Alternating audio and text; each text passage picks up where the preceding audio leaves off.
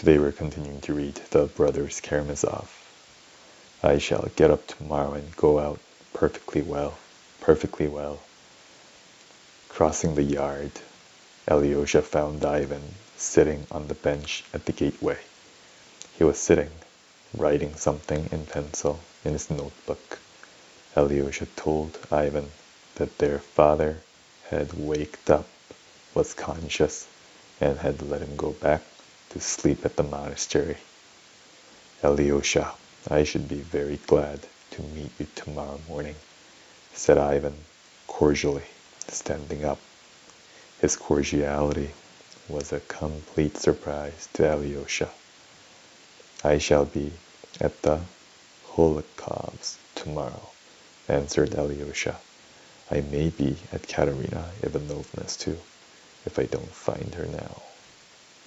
But you're going to her now, anyway. For that, compliments and farewell, said Ivan, smiling. Alyosha was disconcerted.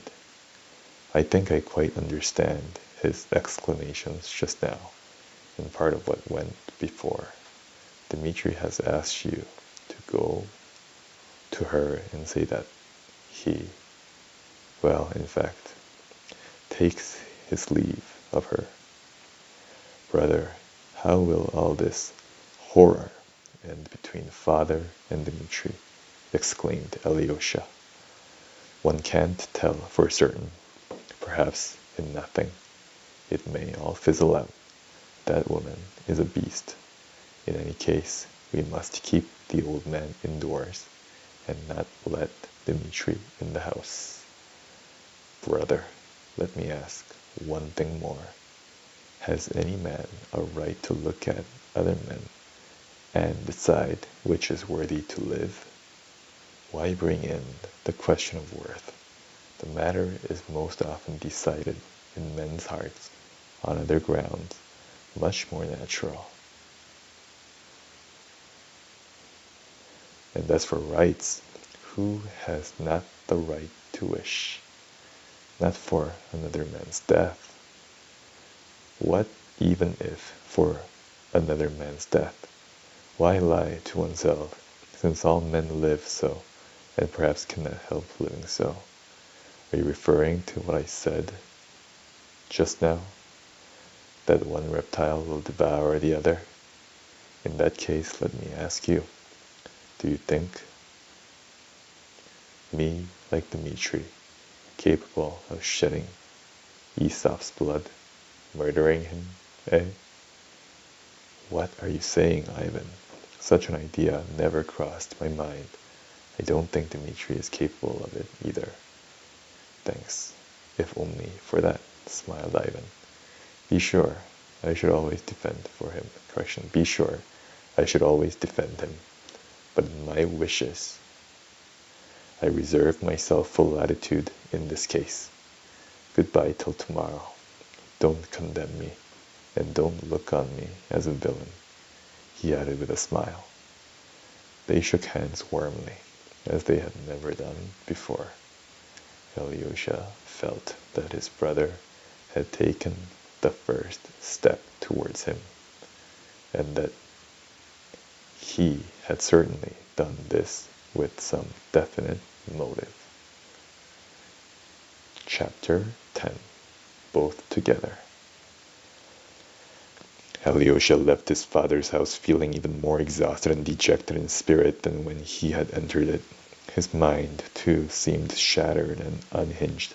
Well, he felt that he was afraid to put together the disjointed fragments and form a general idea of all the agonizing and conflicting experiences of that day.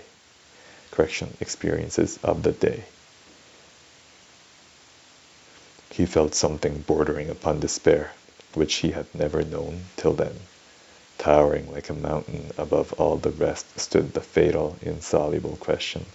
How would things end between his father and his brother Dmitri with this terrible woman? Now he had himself been a witness of it. He had been present and seen them face to face. Yet only his brother Dmitri could be made unhappy, terribly, completely unhappy. There was trouble awaiting him. It appeared, too, that there were other people concerned, far more so than Alyosha could have supposed before. There was something positively mysterious in it, too. Ivan had made a step towards him, which was what Alyosha had been long desiring.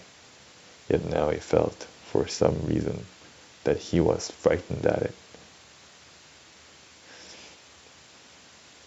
And these women, strange to say, that morning he had set out for Katerina Ivanovna's in the greatest embarrassment. Now he felt nothing of the kind.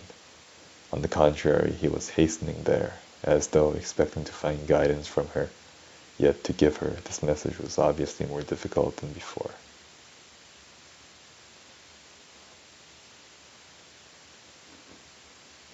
The matter of the 3,000 was decided irrevocably, and Dmitri, feeling himself dishonored and losing his last hope, might sink to any depth. He had, moreover, told him to describe to Katerina Ivanovna the scene which had just taken place with his father. And that's the end of the reading for today. Have a good day.